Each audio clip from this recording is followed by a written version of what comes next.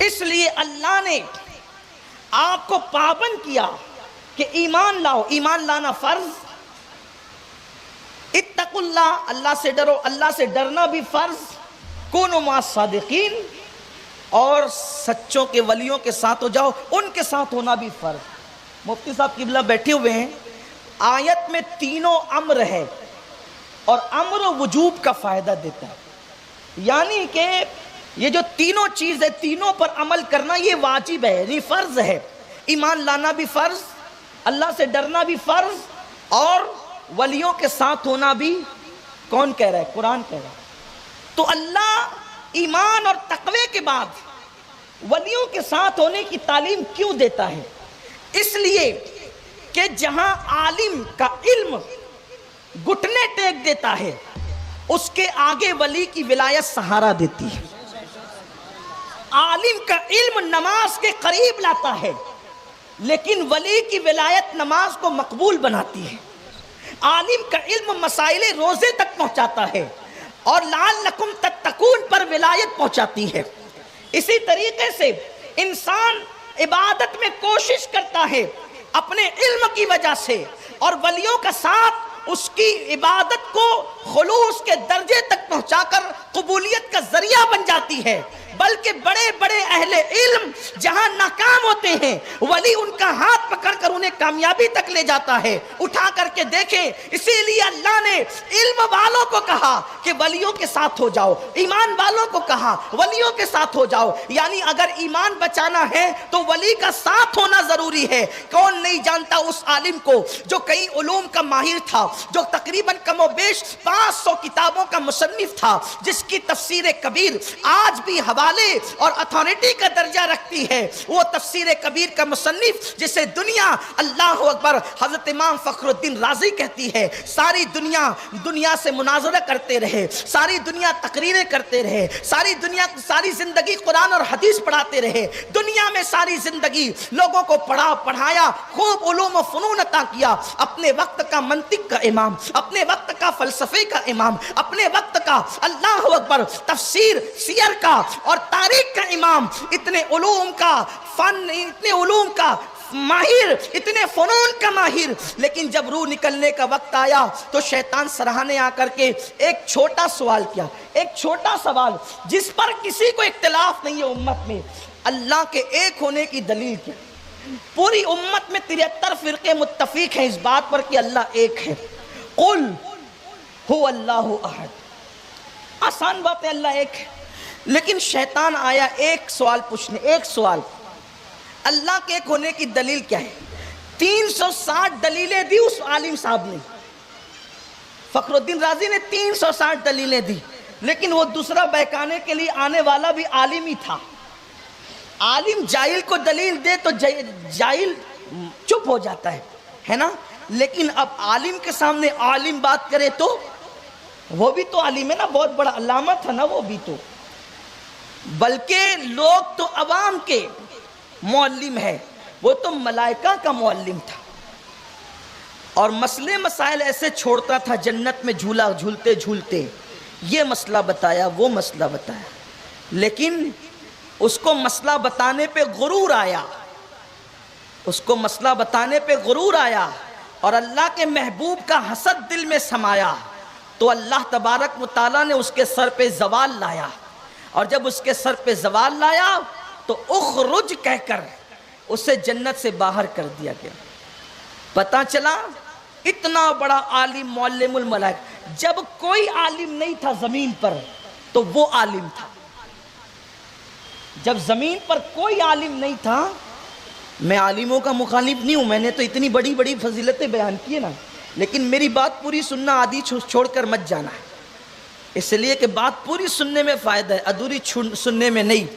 اگر ادھوری سن کے جاؤ گے تو لا الہ پر بھی فتویٰ لگتا ہے، اگر کسی نے سن لیا لا الہ تو لگ گیا فتویٰ، الا اللہ بھی تو سنو، تو آگے کا انتظار کرو۔ وہ معلم الملائکہ تھا، غرور آیا، تکبر آیا، نکال کے پھینک دیا گیا، ایسا پھکوایا کہ پھر دوبارہ اب جنت میں اس کا داخلہ نہیں ہو سکتا۔ دیکھیے 360 دلیلیں سنی شیطان نے، اور سب رد کی، توڑ دی دلیل، دلیل کو دلیل سے توڑا۔ اب جب دلیل کو دلیل سے توڑا اس نے، اگرچہ اس کی دلیل باطل تھی لیکن توڑ تو دیا اس نے۔ اب وہ اتنا بڑا جسے فخر الدین رازی کہتے ہیں، میں ان کی ولایت کا منکر نہیں ہوں، لیکن اس وقت میں انہیں بحیثیت عالم پیش کر رہا ہوں۔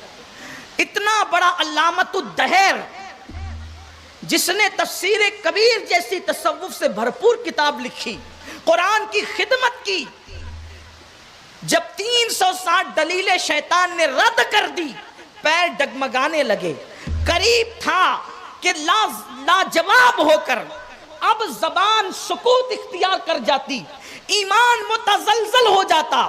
ان کے پیر و مرشد، ان کے مامو جان ولی کامل سیدی نجم الدین کبریٰ، اپنی خانقاہ میں وہ اللہ کا ولی وضو کر رہا ہے، وضو کرتے کرتے اٹھایا لوٹا وضو کا اور پھینک مارا، اور پھینک مارتے ہوئے کہتے ہیں یہ فخر الدین یہ کیوں نہیں کہہ دیتا کہ میں اللہ کو بغیر دلیل کے ایک مانتا ہوں، مجھے اللہ کو ایک ماننے کے لیے کسی دلیل کی ضرورت نہیں ہے، او ذلیل میں اللہ کو بغیر دلیل کے ایک مانتا ہوں، یہ کیوں نہیں کہہ دیتا؟ اللہ اکبر، ادھر اللہ اللہ، لوٹا اٹھا کر کے مارا۔ ارے تمہارا پھینکا ہوا لوٹا کہاں تک جا سکتا ہے؟ تمہارے بھی تو ہاتھ ہے، اپنے بھی تو ہاتھ ہے، ہم پھینکو تو یہاں سے پھینکو تو وہاں روڈ تک نہ جائے، لیکن اللہ ان ہاتھوں کے لیے کہتا ہے، حدیث قدسی بخاری شریف کی، میں اس کے ہاتھ بن جاتا ہوں، اپنے ہاتھ سے لوٹا پھینکو تو دور جا کر کے یہی گر جائے گا، لیکن وہ اللہ والے ہاتھ جس کے بارے میں قدرت کہتی ہے میں اس کے ہاتھ بن جاتا ہوں۔ نجم الدین کے مامو جان، حضرت فخر الدین کے مامو جان نجم الدین کبریٰ نے کیا لوٹا اٹھا کر کے پھینکا، اور پھر کہا اللہ کو بغیر دلیل کے ایک مانتے، اس ذلیل سے کہہ دے کہ او ذلیل ہم اللہ کو بغیر دلیل کے ایک مانتے۔ بس اتنا کہنا تھا۔ مریدین حیران، حضرت فخر الدین تو ادھر اپنے گھر پہ ہیں، آپ کس سے باتیں کر رہے ہیں؟ اور میں اسی سے انتقال ہو رہا ہے اس کا، شیطان آ کے اس کو ولگرا رہا ہے اور وہ لاجواب ہو رہا ہے، تو میں نے اس کی مدد کی۔ کہ پھر کیا ہوا؟ کہ فخر الدین نے جیسے ہی کہا کہ میں اللہ کو بغیر دلیل کے ایک مانتا ہوں اور میرا لوٹا شیطان کو جا کر لگا تو وہ بھاگ گیا۔ اس طرح فخر الدین کلمہ پڑھتے پڑھتے دنیا سے گئے۔ اللہ اسی لیے کہتا ہے وَكُونُوا مَعَ الصَّادِقِينَ، کیونکہ عالم ہوگا، عالم کبھی کافر بھی ہو سکتا ہے لیکن ولی کبھی کافر، اسی لیے قرآن کہتا ہے کونوا مع الصادقین، ولیوں کے ساتھ ہو جاؤ۔ لیکن اب آپ کہیں گے عالم تو سارے ڈاؤٹ فل ہو گئے، نہیں، ہر عالم کافر ہو سکتا ہے، لیکن وہ عالم جس کا عقیدہ ولیوں کی طرح ہوگا وہ عالم بھی کافر نہیں ہو سکتا۔ حضور غوث پاک فرماتے ہیں نا کہ میرے چاہنے والوں کو بغیر توبہ کے مرنے نہیں دیتا۔ تو اب ہر عالم کا احترام نہیں ہوگا، بلکہ اسی عالم کا احترام ہوگا جس عقیدے پر اولیاء کرام ہوتے ہیں۔ اگر وہی عقیدہ عالم بھی اختیار کر لے تو پھر اس عالم کی بات بھی سنی جائے گی اور اس عالم کو سر اور آنکھوں پر بھی رکھا جائے گا۔ اور اولیاء اللہ والا عقیدہ کس کے پاس ہے اس وقت؟ وہ اولیاء اللہ والا عقیدہ الحمدللہ ہم اہل سنت و جماعت کے پاس ہے۔ اولیاء اللہ سے محبت کون کرتا ہے دنیا میں؟ محبت کی بات تو سب کرتے ہیں لیکن واقعی محبت کون کرتا ہے؟ محبت تو اہل سنت کرتے ہیں۔ 1450 سال سے تو ہم ہی اولیاء اللہ کی بات کرتے آ رہے ہیں، ہمارے اسلاف اولیاء اللہ کی بات کرتے آ رہے ہیں۔ تو میرے پیارے آقا صلی اللہ علیہ وسلم کے پیارے دیوانوں، علم حاصل کرنا ضروری ہے، لیکن علم و ایمان کے بغیر کبھی کامیاب نہیں ہو سکتا، کبھی کامیاب نہیں کر سکتا۔ دیکھو جس علم والے نے ولی کا دامن پکڑا وہ علم والا کامیاب ہوا، جس علم والے نے ولی کا دامن نہیں پکڑا یعنی اس کو ایمان نہیں ملا تو وہ ناکام ہو گیا۔ مثال کے طور پر حضرت عارف رومی، حضرت جلال الدین رومی کو آپ دیکھیں، دیکھیے ہر عالم نے ولی کا دامن پکڑا ہے، اس کی برکتیں حاصل کی ہے۔ یہ جلال الدین رومی اتنے بڑے تھے، الہیات کا درس دیتے تھے، الہیات کا، الہیات سمجھتے ہیں؟ اللہ کے ہونے پر دلیلیں پیش کرتے تھے۔ ایک مرتبہ بیٹھے ہوئے ہیں اور الہیات کا درس دے رہے ہیں، اس درس کے عالم میں دیکھا ایک اللہ والا جسے دنیا شمس تبریز کہتی ہے، حضرت شمس تبریز آئے، دیوانے تھے، مجذوب تھے، جذب کی کیفیت میں تھے، حالت جذب میں آئے، بکھرے بکھرے بال ہے، پھٹے پرانے کپڑے ہیں اور داڑھی بکھری ہوئی ہے، چہرے پہ گرد و غبار ہے، اور آ کر کے بیٹھ گئے۔ ظاہر سی بات ہے کہ انسان کے پاس علم آتا ہے تو تھوڑا سا اس کے اندر تھوڑا سا تکبر بھی کبھی کبھی آ جاتا ہے۔ علم تکبر لاتا ہے، حسن تکبر لاتا ہے، دولت تکبر لاتی ہے، لیکن جب ولی سے تعلق ہو جاتا ہے یہ ساری چیزیں بھگا دی جاتی ہے اور پھر عاجزی لائی جاتی ہے۔ اسی لیے اہل علم کا خانقاہوں سے وابستہ ہونا ضروری ہے۔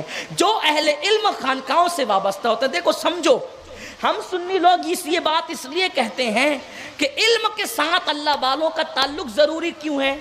اینٹ بنتی ہے نا، اینٹ، کبھی دیکھا اینٹ بنتے؟ ہمارے بچپن میں جو یہ ندی ہے نا اپنی، اس کے کنارے پر اینٹیں بنتی تھی، تو کبھی کبھی اسکول کی چھٹی کے بعد اسکول کے لڑکے اس اینٹ کو دیکھنے کے لیے چلے جاتے تھے۔ یہ شرف ہم نے بھی کبھی کبھی حاصل کیا ہے۔ تو اینٹ میں نے دیکھی، اینٹ جب وہ بالو ہوتا ہے نا، بالو کہتے ہیں، وہ بالو سے اینٹ بنتی ہے۔ اس کا طریقہ یہ ہے، اس میں پانی ملاتے ہیں ندی کا وہی، اور ان کے پاس لکڑے کا اس دور میں سانچہ ہوتا تھا، اور اس میں ڈالتے تھے اور اس کو یوں کرتے تھے پٹک کر کے، تو وہ اینٹ بن جاتی، اور دھوپ میں رہتی تھی تو سوکھ جاتی۔ بولو وہ اینٹ ہے کہ نہیں ہے؟ بولو، میری بات نہیں سمجھ رہی، بات ختم کر دوں؟ ویسے تو میں یوں بھی کم بلواتا ہوں آپ سے، لیکن بات سمجھ، علم کی بات ہو رہی تو تھوڑا سا سمجھ تو لینا۔ بولو بھائی وہ اینٹ ہے کہ نہیں ہے؟ ایسے نہیں، ذرا تھوڑی آواز لگا دے، رمضان کا مہینہ تو نہیں ہے نا؟ ہیں؟ بولو بھائی اینٹ ہے کہ نہیں ہے؟ ہے، ٹھیک، اینٹ ہے نا، وہ اس سے بلڈنگ بن سکتی ہے؟ اب اختلاف ہو گیا، اس سے بلڈنگ بن سکتی ہے؟ نہیں بن سکتی۔ ارے اینٹ ہے نا، پھر کیوں نہیں بن سکتی بلڈنگ؟ اس لیے کہ وہ اینٹ ہے، دیکھنے میں اینٹ، لگنے میں اینٹ، حسن میں اینٹ، پیمائش میں اینٹ، لمبائی میں اینٹ، چوڑائی میں اینٹ، خمیر میں اینٹ، ضمیر میں اینٹ، لیکن اس سے عمارت نہیں بن سکتی۔ کیوں؟ اینٹ تو ہے مگر کچی ہے۔ اب یہ اینٹ عمارت کے قابل کیسے ہوگی؟ تو کہا جاتا ہے اس کے لیے ایک بھٹی لگانی پڑے گی، اور بھٹی میں کوئلے ہوں گے، اور آگ سلگانی پڑے گی، اور پھر اس میں اس کو جلایا جائے گا یہاں تک کہ وہ خاکستری اینٹ لال لال اور سرخ ہو جائے گی، اور پھر اب اس سے اینٹ بنے گی۔ اینٹ تو دونوں ہی ہے، لیکن اس کو لات مار دو تو وہ ٹوٹ جائے، اور اس سے اگر آپ سر ٹکرا دے سر پھٹے گا، اینٹ نہیں ٹوٹے گی۔ بھئی دونوں اینٹ ہے، دونوں میں فرق کیا ہے؟ اس کو لات مار کے توڑا جاتا ہے، اس کو سر سے بھی توڑا نہیں جا سکتا۔ اس کو لوگ جو ہے پانی کے چھینٹے ڈال دو تو بہ جائے، اس کو تو جو ہے عمارت بنائی جاتی ہے، مسجدیں بنتی ہیں، مدرسے بنتے ہیں، تعمیرات ہوتی ہے۔ اینٹ تو دونوں ہی ہے، دونوں کا وزن اتنا، دونوں کی لمبائی اتنی، دونوں کی چوڑائی اتنی، سب ویسے ہی ویسے ہے، لیکن دونوں میں فرق یہ ہے کہ وہ صرف اینٹ ہے اور یہ پکی اینٹ ہے، اور یہ اینٹ پکی اس لیے ہے کہ اس کو جو ہے بھٹی مل گئی ہے، بلا تشبیہ بلا تمثیل۔ صرف سمجھانے کے لیے کہتا ہوں، ملانے کے لیے نہیں کہتا۔ علم دونوں طرف ہے، علم والے دونوں طرف ہے۔ ایک کچی اینٹ کی طرح ہے جس کو خانقاہ والوں سے جو ہے وہ تربیت اور تصوف اور تزکیے کی تعلیم نہیں ملی ہے، وہ کچی اینٹ کی طرح ہے تو وہ بھی اینٹ لیکن عمارت نہیں بنا سکتی۔ اور یہ خانقاہوں میں آ کر کے اس کو جو ہے وہ پیٹا جاتا ہے، ذکر کروائے جاتے ہیں، تزکیے کرائے جاتے ہیں، اور پھر اللہ والوں کے دل کی روشنی سے اس کے دل پر جو ہے شعاعیں ڈالی جاتی ہے اور اس کو مضبوط کیا جاتا ہے۔ تو وہاں حال یہ ہے کہ وہاں 600 پہ انگریزوں کے ہاتھوں بک جاتے ہیں، اور یہاں اللہ اکبر پھانسی کھا کر بھی انگریزوں کے ساتھ ہاتھ ملانے کے لیے فضل حق کی شکل میں تیار نہیں ہوتے۔ فضل حق بھی عالم ہے اور فلاں صاحب بھی عالم ہے، وہ 600 پہ بکے، یہ جان دے کر مساوہ بھی نہیں کرتے۔ بات اتنی ہے اس کا خانقاہ سے تعلق نہ تھا، فضل حق کا خانقاہ اور ولیوں سے تعلق۔ نعرہ تکبیر، نعرہ رسالت، نعرہ حیدری، علماء اہل سنت. سبحان اللہ سبحان اللہ. علم والے وہی معتبر ہے جو ولیوں سے جڑے، کیونکہ ولی خود بکتا نہیں، بکنے نہیں دیتا، اور ولی کی چوکھٹ سے جو وابستہ ہو جاتا ہے وہ بھی بکا نہیں کرتا. بات اتنی، ورنہ یہاں تو روز کتابیں بھی بکتی ہے اور اہل کتاب بھی بکتے ہیں، یہاں تو روزانہ دل بھی بکتے ہیں اور دلدار بھی بکتے ہیں، یہاں تو حسن بھی بکتا ہے اور حسین بھی بکتے ہیں. بات اتنی ہے، یہاں کون سی چیز خریدی نہیں جا سکتی، لیکن جو ولیوں سے وابستہ ہو جائے، اس لیے کہ ولی خدا سے وابستہ ہو جاتا ہے. بات اتنی ہے، علم حاصل کرو مگر وہاں سے جہاں خانقاہوں کا تعلق. الحمدللہ ہمارے یہاں خانقاہیں اور اوریجنل ہے، بریلی سے لے کے کچوچا تک، کچوچا سے لے کے ماہریرہ تک، ماہریرہ سے لے کے دیوا تک، اور نام بھی ایسے ہی ہے کہ لیوا نہیں بلکہ دیوا. پھر کلیر بھی ہے، پھر مسئولی بھی ہے، پھر کالپی بھی ہے، پھر اجمیر معلیٰ کا کہنا کیا، سرکاروں کی سرکار ہے. الہی تابوت خورشید و ماہی، چراغ چشتیہ را روشنائی. اور پھر وہ بارگاہ جسے سلطان الاولیاء سید الاولیاء غیاث العالمین غوث القونین سیدنا شیخ عبد القادر جیلانی غوث العظم دستگیر رضی اللہ تعالی. پھر ایک سلسلہ ہے ہمارا کربلا سے اور نجف تک بفضلہ تعالی. اسی لیے سرکار نظمی نے کہا ہے کہ ملتا ہے مصطفیٰ کا در، آل رسول کے طفیل، ماہریرہ سے مدینے تک روحانی ایک سرنگ ہے. الہیات کا درس پڑھانے مولانا رومی، ان کو مولانا روم کہا جاتا ہے. عارف رومی بعد میں بنے، یہ پہلے مولانا تھے، مولانا جلال الدین رومی. ان کو رومی، توجہ کریں، رومی ہونے پہ فخر تھا کہ میں رومی ہوں، اور بہت بڑا علامہ روم کا مدرسہ میں پڑھا رہے تھے. اور شمس تبریز جو مجذوب تھے، اللہ کے ولی تھے. دیکھو ہر پاگل مجذوب نہیں ہوتا، لیکن ہر مجذوب دیوانہ لگتا ہے، اور وہ دیوانہ اس لیے لگتا ہے کہ اس پہ عشق کا رنگ غالب ہوتا ہے. تو لوگ ان کے بارے میں، شمس تبریز کے بارے میں آ کر کے مولانا کو بتاتے تھے. مولانا کو معلوم نہیں تھا، تو مولانا ان کے بارے میں الگ الگ فکرے کستے تھے، کمٹمنٹ پاس کرتے تھے. ایک دن کیا واضح شمس تبریز دیوانے تھے، وہ بغیر کسی دعوت کے چوں چرا کے ان کے مدرسے میں گھس آئے. اور مدرسے میں گھس آئے، ذرا توجہ کرنا، دیکھو علم والوں، ایمان والوں سے تعلق جوڑنا، اللہ والوں سے تعلق جوڑنا کتنا ضروری ہے. گھس آئے اور اس کے بعد کتابیں پڑھی ہوئی تھی، پڑھا رہے تھے. اور جو دلیل زیادہ دیتا ہے نا، جو دلیل، اکثر ایسا ہوتا ہے کہ دلیل دینے والے کے پاس علم زیادہ ہوتا ہے، اور علم زیادہ ہوتا ہے تو کبھی کبھی تھوڑا سا نفس جو ہے پھنکارنے لگتا ہے. ایسے ہی ہوا. حضرت شمس تبریز آئے، آنے کے بعد کہا این چیز، کتابوں کو دیکھ کر پوچھیں این چیز یہ کیا ہے، این چیز یہ کیا ہے. مولانا صاحب، مولانا صاحب نے بڑے جو وہ تکبر کے لہجے میں کہا این قال است، یہ قال ہے، قال پڑھنے لکھنے کی بات، آپ کو نہیں سمجھے گا، یہ جاؤ، آپ کو سمجھ میں نہیں آئے گی بات، جاؤ. اس لیے کہ دیوانے کو کیا مطلب، منطق سے، فلسفے سے اور دلیل سے کیا مطلب، صغرا سے، کبرا سے، حد اوسط سے، ماضی کی گردان سے، حال کی گردان سے، اس کو کیا مطلب. وہ تو دیوانہ ہی ہے، دیوانہ دیوانہ ہے. کہا جائیے آپ جائیے. یاد رکھنا، علم کے ساتھ اگر اخلاق نہ آئے پھر وہ علم نہیں ہے. ایک ہے علم، ایک ہے علم. ہاں، علم کے ساتھ حلم آئے تو بندہ خود اللہ والا بنتا ہے. علم کے ساتھ اخلاق آئے تو بندہ اللہ والا بنتا ہے. بغیر اخلاق کے علم کی کوئی قدر نہیں ہے، کوئی اس کی برکت نہیں ہے. بغیر عمل کے علم کی کوئی برکت نہیں ہے. بزرگوں نے فرمایا علم عمل کو دعوت دیتا ہے، عمل آتا ہے، عمل آتا ہے، علم رہتا ہے، ورنہ علم بھی چلا جاتا ہے، پھر بھول جاتا ہے انسان، علم ہی کو بھول جاتا ہے. انہوں نے کہا اس لیے کہ ابھی تک کسی خانقاہ سے جڑے نہیں تھے، دلیلیں ہی دلیلوں میں ڈوبے ہوئے تھے. کہنے لگے جاؤ آپ کو نہیں سمجھے گا۔ اسی درمیان میں یہ ہوا کہ لیکن اللہ والے کی شان تھی، وہ بیٹھے رہے، ان کے بگانے پہ نہیں گئے۔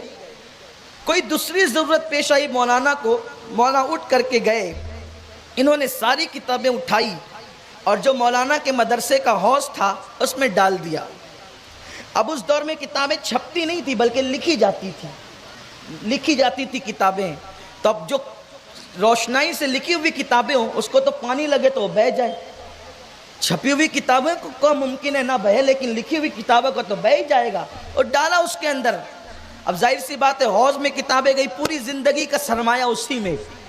مولانا دوڑے آئے، دیکھا کہ دیوانے نے کیا کر دیا، پاگل نے، تو کہا یہ کیا کیا، میری پوری زندگی کی کتابیں تم نے اندر ڈال دی سب، اب وہ ضائع ہو گئی، پگھل گئی وہ۔ حضرت شمس تبریز نے کہا چاہیے، نہیں سمجھے، شمس تبریز نے کہا چاہیے، او پاگل اب کہاں ملے گی یہ کتاب، وہ تو لکھی ہوئی سب بہہ گئی ہوگی اس کی روشنائی۔ مولانا چاہیے، ارے اب کیا ملے گی؟ حضرت شمس تبریز نے ہاتھ ڈالا اور نکالا۔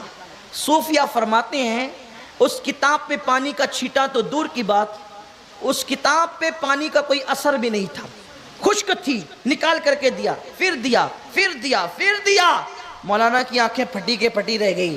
پھر مولانا نے کہا این چیز یہ کیا ہے، یہ کیا ہے؟ انہوں نے مسکرا کے کہا ای حال است، وہ قال ہے یہ حال ہے۔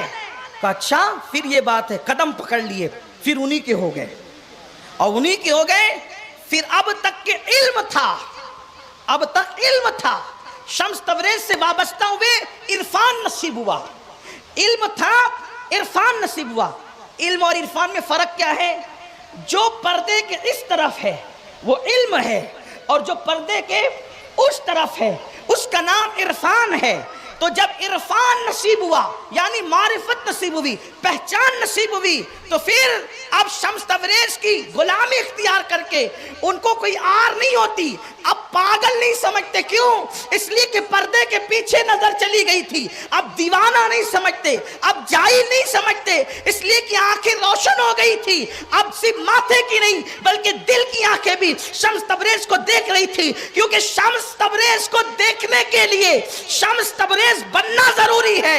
ارے جب دنیا کے شمس کو لوگ نہیں دیکھ سکتے تو تبریز کے شمس کو کیسے دیکھ سکتے تھے؟ پھر کیفیت یہ ہوئی کہ حضرت عارف رومی کہنے لگے مولوی ہرگز نشد مولائے روم تا غلام شمس تبریزی نشد۔ اسی لیے ہمارے علماء نے کہا، آپ دیکھو ہر عالم خانقاہ سے جڑا ہے۔ مولانا احمد رضا محدث بریلوی 24 سال کی عمر تک کے یا 21 سال کی عمر تک کے مولانا کہلاتے تھے، لیکن جب کسی شمس تبریز کا دامن ملا ماہریرہ کے آل رسول کا تو دنیا نے ان کو امام اہل سنت اعلیٰ حضرت کہا۔ بدایوں میں مولانا عبد القادر تھے، لیکن جب کوئی شمس تبریز انہیں ملا ماہریرہ کا تو پھر وہ تاج الفہول ہو گئے، امام اہل سنت کہلائے۔ اسی طریقے سے آپ دیکھتے چلے جائیں، اور بھی ایک سلسلہ ہے۔ تو علم ضروری ہے، لیکن علم کے ساتھ ان لوگوں کا ساتھ ضروری ہے جو اہل ایمان، اہل اللہ، اللہ کے ولی ہیں۔ اگر اللہ کے ولیوں سے نہیں جڑو گے ایمان محفوظ نہیں رہے گا، اور ایمان کی حفاظت چاہتے ہو تو ولیوں کا ساتھ ضروری ہے۔